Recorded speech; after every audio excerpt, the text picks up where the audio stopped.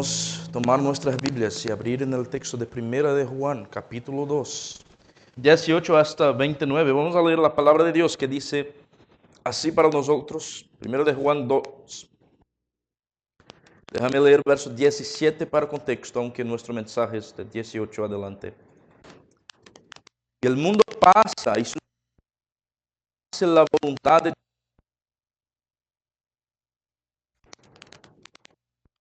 hijitos, ya es el último tiempo. Vosotros oísteis que el anticristo viene, así ahora han surgido muchos anticristos.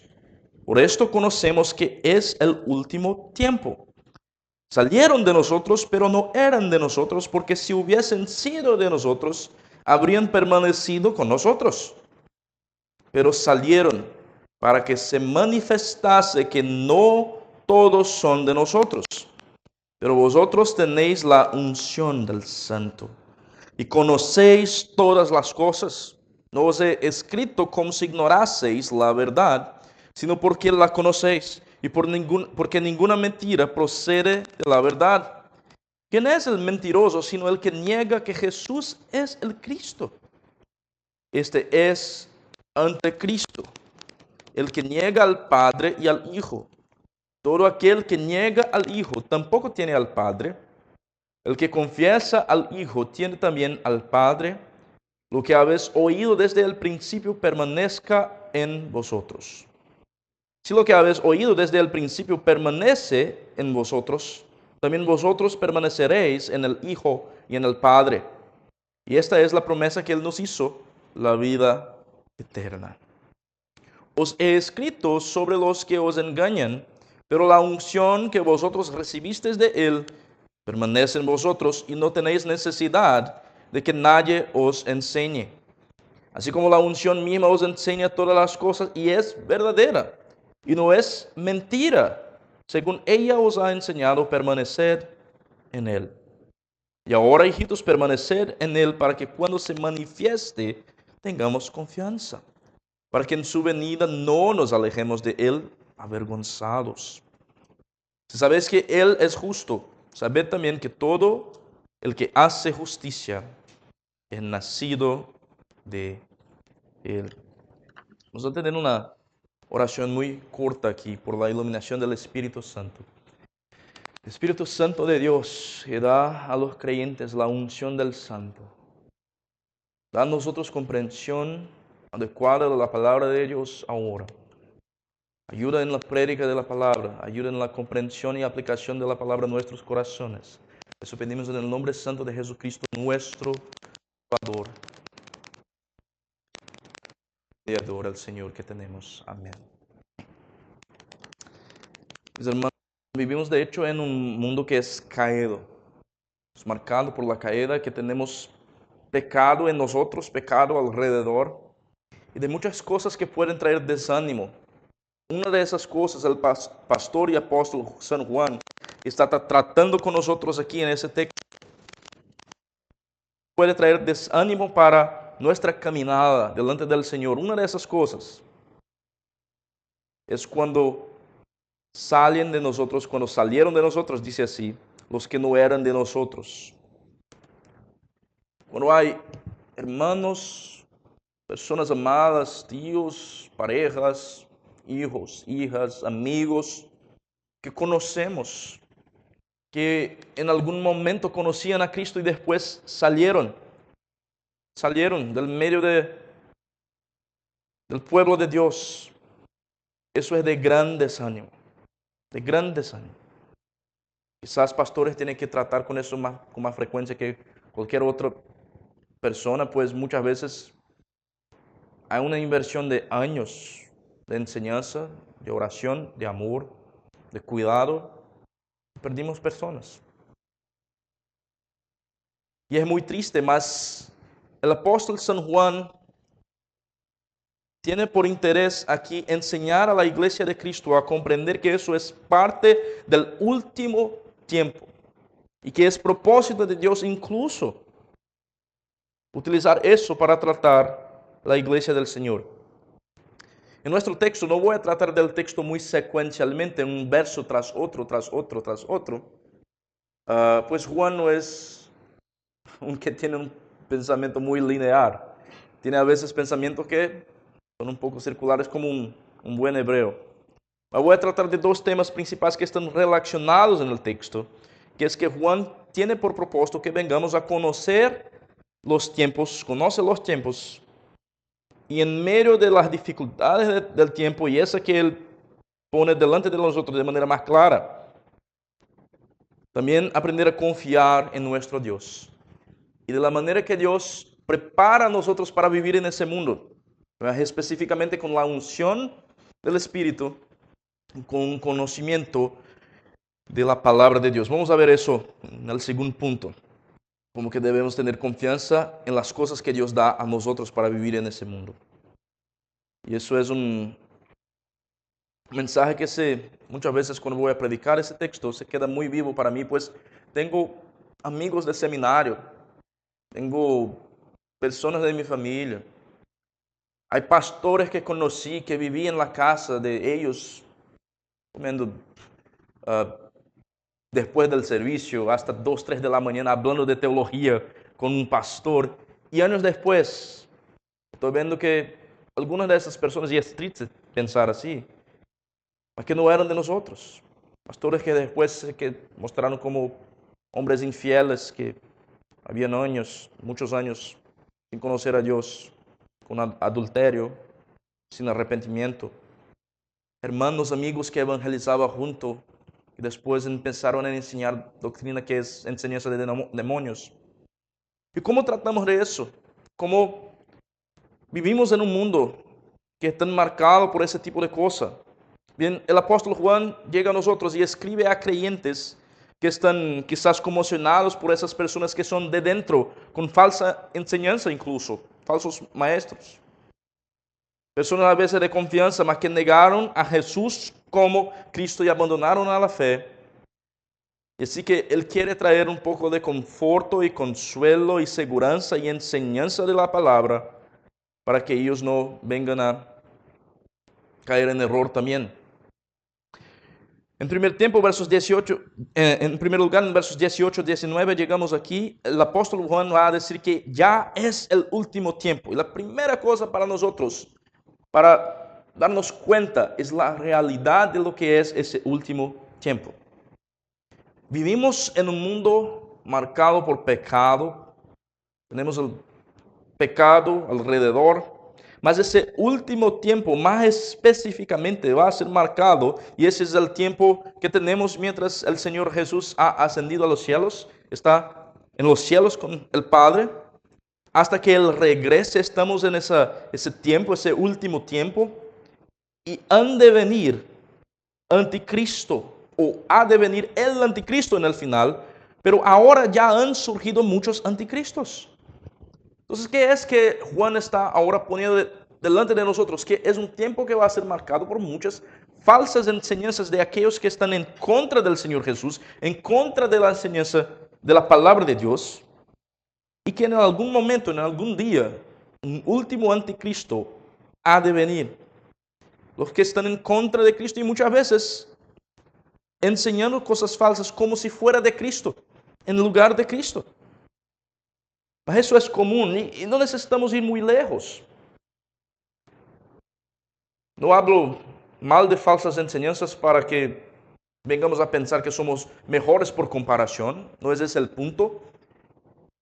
Mas miramos alrededor, cuántas falsas reuniones que se llaman de iglesias, cuántas falsas enseñanzas, testigos de Jehová, muchas enseñanzas falsas en catolicismo, y cuántos anticristos, cuántos falsos maestros están alrededor.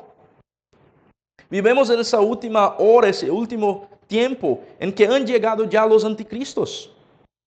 Y mira que de la manera que Juan pone eso para nosotros, debe quizás traer a memoria la misma enseñanza del Señor Jesús en los evangelios, que va a decir que si fuera posible esos falsos maestros iban a hacer daño y engaño incluso a los elegidos de Dios. Mas no es posible.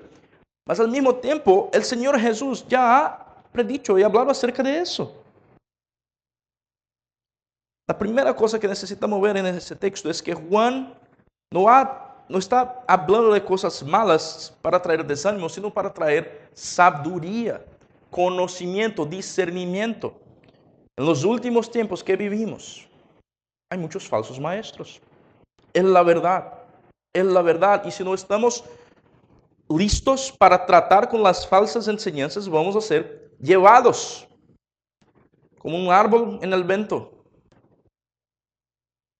Vamos a ser llevados.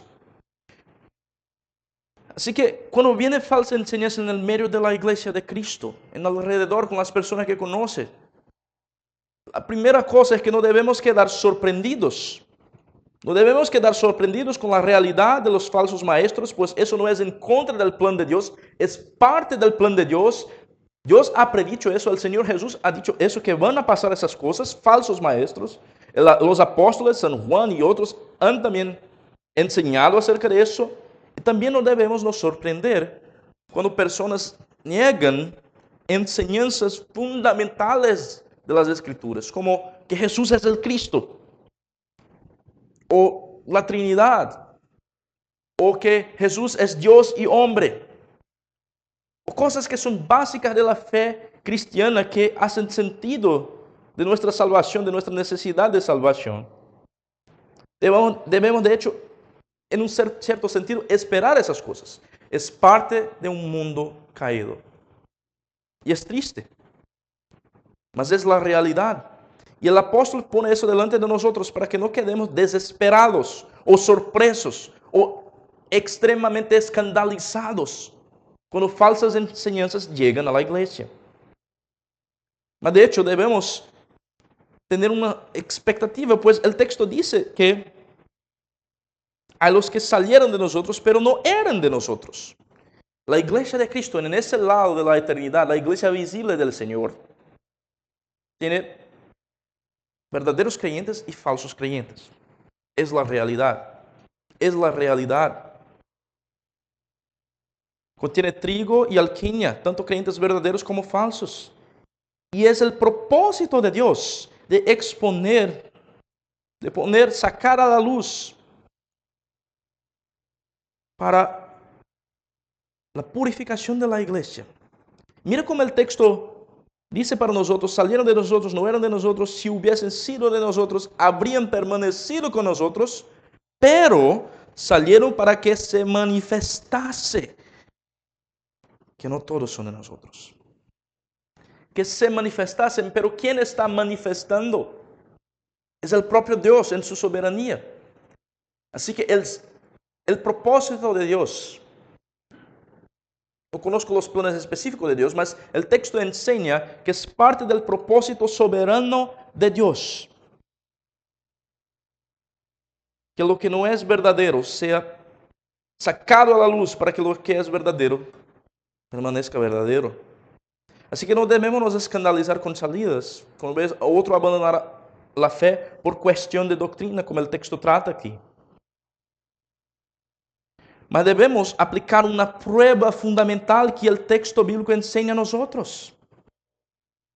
¿Cuál es la prueba fundamental? Versos 22 y 23. ¿Quién es el mentiroso sino el que niega que Jesús es el Cristo? Este es anticristo, niega al Padre y al Hijo. Todo aquel que niega al Hijo tampoco tiene al Padre. El que confiesa al Hijo tiene también al Padre.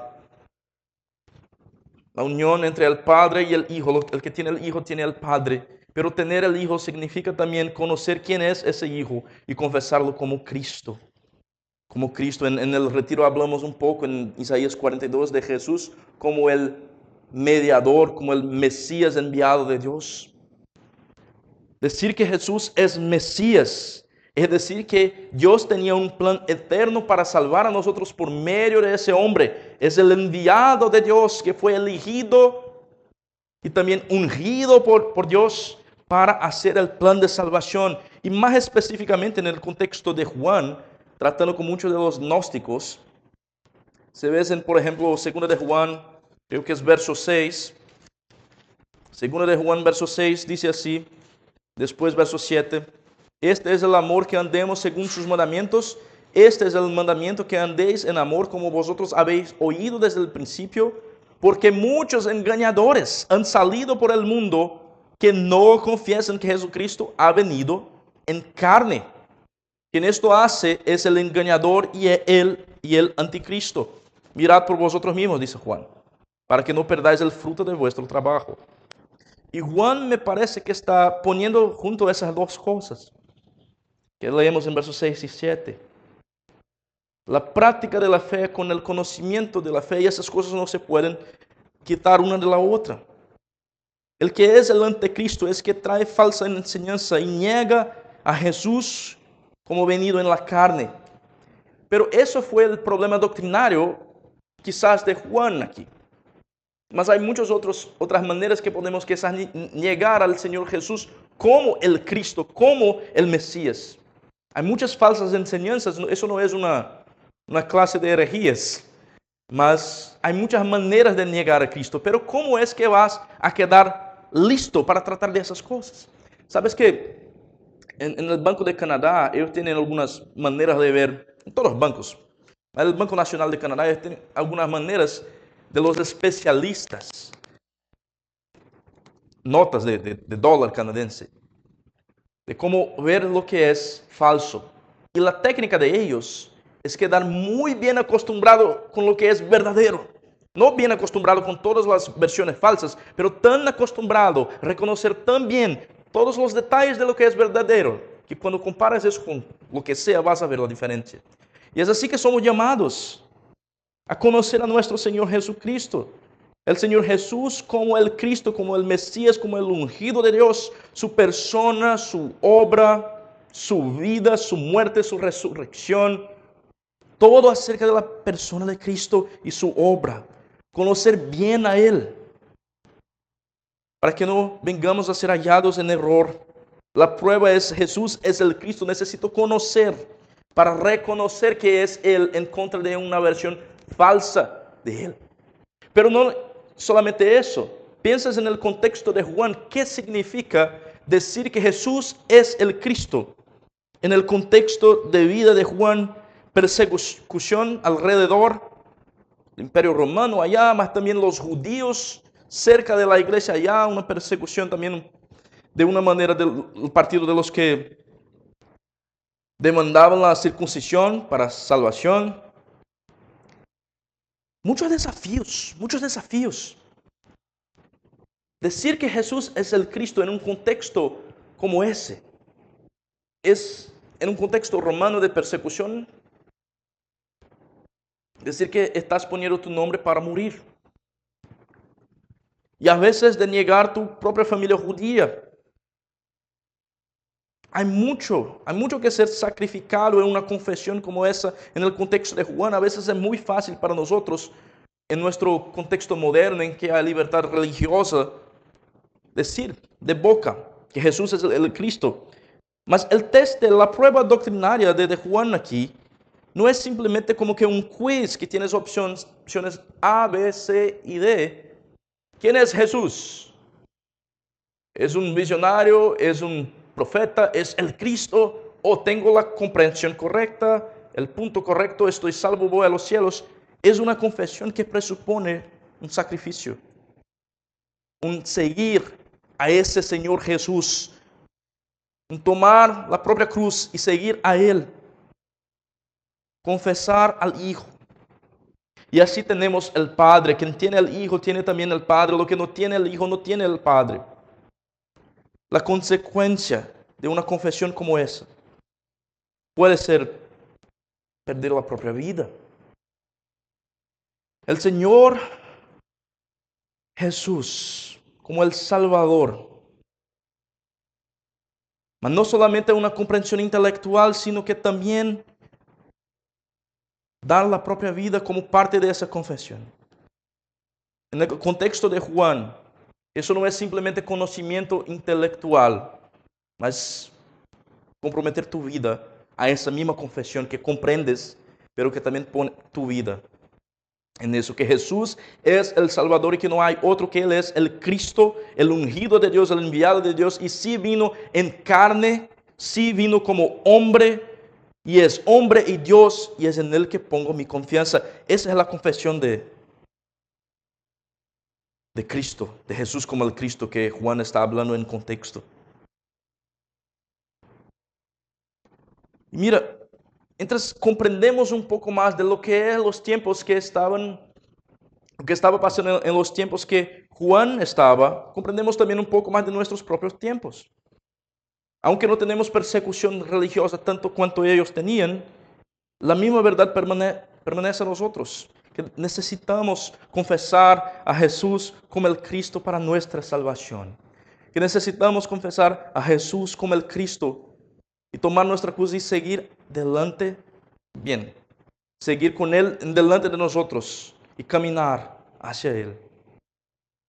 Mas eso quiere decir conocer los tiempos en que vivimos, que van a venir anticristos, que la prueba de que Jesús es el Cristo verdadero en mi confesión de boca, pero también en mi vida, va a poner aparte los falsos maestros de los verdaderos maestros, pero también tenemos aquí una manera que el Señor Dios da a nosotros de cómo vivir en ese mundo. Y eso tiene que ver con confiar en Dios en estos últimos días. Aquí tenemos en el texto diferentes maneras, mayormente tres maneras, que el Señor da a nosotros ánimo. Si esa es la realidad, si hay los que van a abandonar la fe, si hay de hecho un costo y un costo muy alto de vivir para Cristo en un mundo caído, incluso de a veces de poner en riesgo vida, amigos, familia y muchas otras cosas. ¿Cómo puedo vivir en ese mundo? Y aquí viene el ánimo de la palabra, pues tres cosas aquí. Para vivir en ese mundo tenemos la unción del Santo. Él ha ungido a nosotros. En segundo lugar tenemos la palabra de Dios. Él ha anclado a nosotros en la palabra de Dios. Y en tercer lugar tenemos la expectativa del regreso de Jesús. La unción del Santo, versos 20 y 21, leemos: pero vosotros tenéis la unción del Santo, conocéis todas las cosas. Qué texto interesante, qué texto interesante. Es obvio que el texto no está hablando aquí, no habla de omnisciencia, de conocimiento de todas las cosas, como si fuera un ser sobrenatural que tiene conocimiento de cada cosa. Juan no está diciendo que todos los creyentes que estaban leyendo eso sabían matemática y geografía y historia y tenían todo conocimiento de todas las cosas. En contexto, eso solamente puede significar que ellos tienen conocimiento de todas las cosas acerca de Cristo, acerca de Jesús como el Cristo. Mira, los falsos maestros, los gnósticos, hablaban de ellos mismos como un grupo aparte, con un grupo especial, con revelación especial, además de los otros. ¿Es eso muy diferente de lo que escuchamos de muchas de las sectas? Muchas de las herejías a nuestro alrededor, un grupo especial iluminado que tiene un conocimiento especial de Dios. Y aquí estoy yo, leyendo la Biblia, y la Biblia dice que conozco todas las cosas acerca de Jesús como Cristo. Eso no quiere decir que no necesitamos maestros o pastores.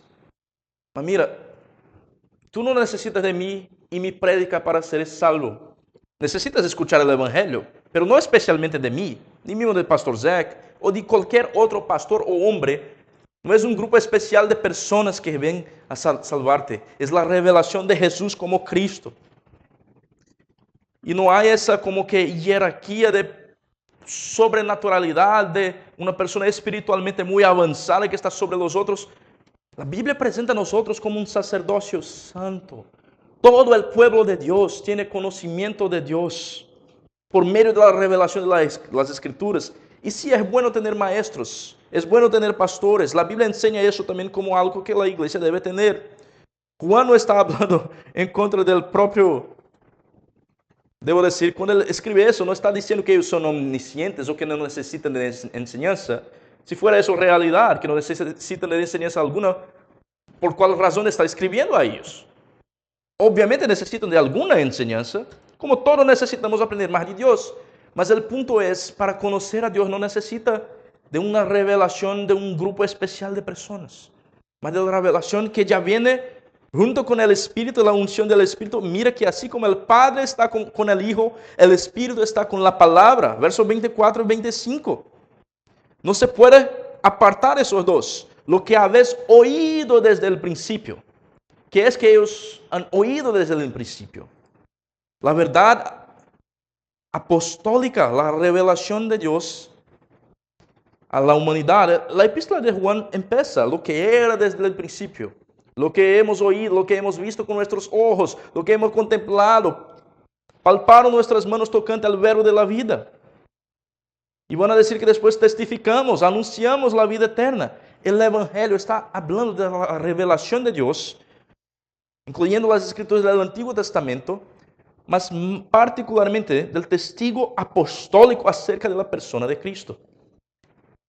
Y el Espíritu viene con la palabra, con la revelación de Dios. Seguimos leyendo. Verso 24, lo que habéis oído desde el principio permanezca en vosotros. Si lo que habéis oído desde el principio permanece en vosotros, también vosotros permaneceréis en el Hijo y en el Padre. ¿Cómo es que permanecemos en el Hijo y en el Padre? Al permanecer en la enseñanza acerca de Jesús. Y seguimos leyendo también. Interesante que versos 26 y 27 dice así: os he escrito esto sobre los que engañan a ustedes, pero la unción que vosotros recibisteis, mira la unión de la unción con la enseñanza, verso 27, la unción que vosotros recibisteis de él permanece en vosotros, no tenéis necesidad de que nadie os enseñe acerca de Jesús como Cristo. Así como la unción misma os enseña todas las cosas, el Espíritu enseña, y es verdadera, no es mentira, según ella os ha enseñado, permaneced en él. Permaneced en él. La unción enseña, pero enseña las cosas que fueron reveladas. La unción misma os enseña todas las cosas y es verdadera, no es mentira, pero es basada en el verso anterior, de lo que habéis oído desde el principio, que permanece en vosotros. La palabra y el Espíritu vienen juntos. Hay una dinámica similar del Padre y del Hijo con la palabra y el Espíritu. La palabra no es un ser aparte, estoy hablando de la revelación, el Padre y el Hijo son personas de la Trinidad, mas el Espíritu ilumina y enseña acerca de la revelación. Qué interesante eso. Qué interesante eso. Tenemos muchos problemas y muchas dificultades a veces en algunos grupos y enseñanzas que hacen daño para esa unión. A los que viven una espiritualidad sin sustancia, una espiritualidad vacía, buscando experiencias espirituales que no están basadas en la revelación. Y hay también los que buscan mucho conocimiento acerca de Dios y de la palabra, pero que no tienen vida, pues no hay la obra del Espíritu transformando y aplicando la palabra de la verdad para transformación. Necesitamos del Espíritu, necesitamos de la palabra de Dios, necesitamos de los dos.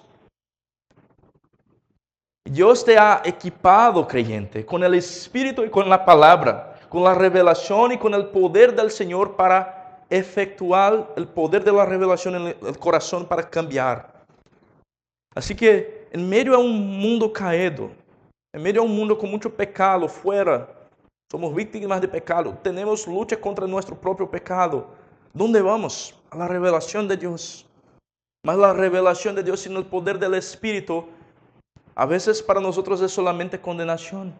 Mas con el Espíritu de Dios, yo sé que la palabra de Dios tiene poder para engendrar vida en nosotros. Y esa es la promesa, la vida eterna que hay en el Hijo y en el Padre por medio de la obra del Espíritu para el creyente. Y tenemos también una esperanza final.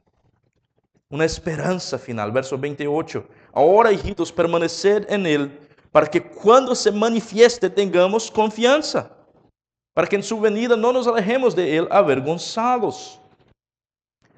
El Espíritu y la palabra, Dios ha equipado a nosotros con eso. Mas el Espíritu y la palabra apuntan para la persona de Cristo y su regreso.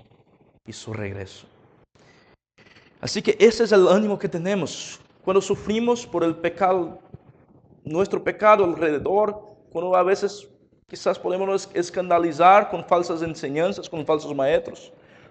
Cuando sufrimos, pues perdemos personas que amamos para lejos del Señor.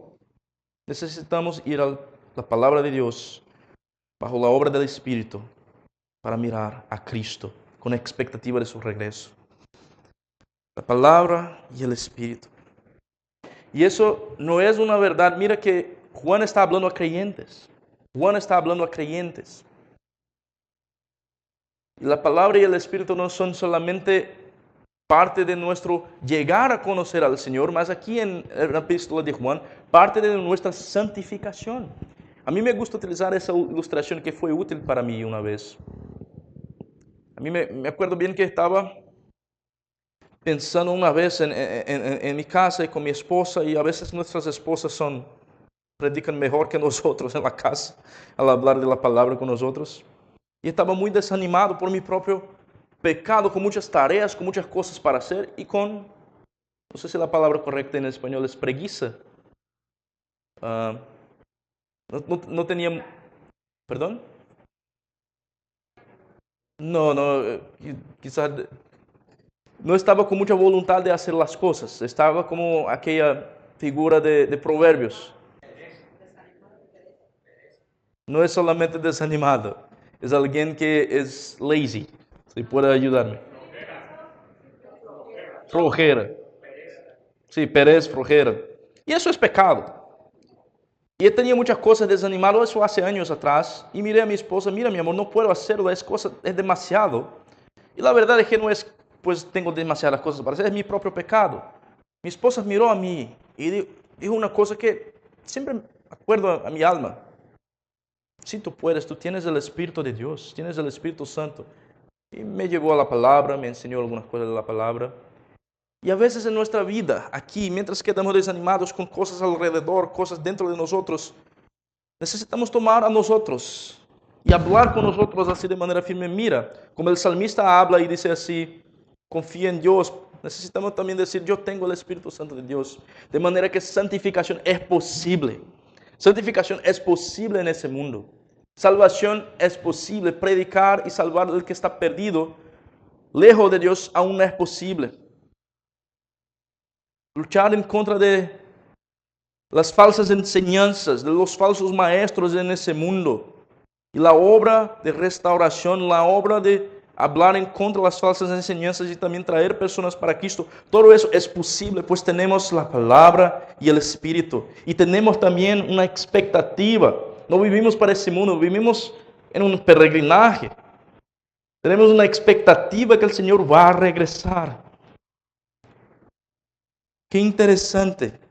Que versos 27 y 28 dice así, después de hablar de la unción y de la palabra, dice así al final de 27, segundo ella os ha enseñado la unción, permanecer en Él, en Jesús. Y en 28 dice así, y ahora, hijitos, permaneced en Él para que cuando se manifieste tengamos confianza. Tenemos una enseñanza para permanecer en Jesús. Ese es el propósito de la enseñanza de la unción que enseña la palabra. Y ahora mismo ya permanecemos en Él. Hay una realidad de lo que es ahora y de lo que ha de venir. Es lo que miramos, es lo que intentamos hacer permanecer en Él. Pero ahora ya permanecemos en Él también. Y es así que vivimos en ese mundo y en esa vida, con esa realidad de lo que es y de lo que ha de venir. Estamos en Cristo. Mas a mí me gustaría hallarme en el último día, también en Él, y no salir con vergüenza, avergonzado. La palabra y el Espíritu de Dios son los medios que Dios utiliza para poner como que más fuego en nuestro corazón, para tener la expectativa de que Él va a venir, pero ya tengo a Él también. Y ese es nuestro ánimo doble. Él va a venir, pero ya tengo a Él. No completamente, no perfectamente voy a ver a Jesús en su plenitud y completud en el último día. Pero ya tengo a Él. Ya es mi Señor, ya es mi Cristo, ya es mi Dios en carne, mi Salvador. Mas todo eso, mayormente direccionado, hablando para creyentes. lleva a nosotros también a una aplicación aquí de alerta, de confrontar a nosotros, pues hay la posibilidad, dice Juan, de hallarnos a nosotros avergonzados en ese día. Y déjame aplicar eso también para cada uno de ustedes aquí. Vivimos en días que son difíciles, pero eso es una realidad para todos. Que el mundo es mal, que tenemos problemas y dificultades, eso es verdad para todos, creyentes y no creyentes. En un sentido más especial para creyentes, que hay problemas específicos de creyentes. Mas no es porque tu vida va mal que tú eres creyente, o porque sientes tu dificultad. ¿Qué hace diferencia entre un creyente y un no creyente en ese texto? ¿Y qué hace un creyente tener la esperanza y la seguridad que no va a ser avergonzado? Las mismas cosas que ya hablamos. Conocer a Dios por medio de la palabra y del Espíritu y tener una expectativa de que el Señor regrese, que Él va a regresar. Entonces déjame preguntar eso de otra manera y decir así. Eso describe tú, a ti. Eso describe a ti. Tienes amor por la palabra de Dios. Puedes ver que el Espíritu Santo ya habla con usted y trabaja en usted. Puede decir no que eres perfecto, mas con Pablo, yo soy lo que soy por la gracia de Dios. O John Newton, un otro creyente que también hizo canciones, hablando del verso de Pablo allá, yo no soy el hombre que a mí me quisiera ser, pero también no soy el hombre que ya fue un día. Por la gracia de Dios soy lo que soy. Puedes decir que el Espíritu de Dios y la palabra de Dios ya han trabajado en tu vida. Y tienes expectativa y deseo de ver al Señor Jesús en el último día.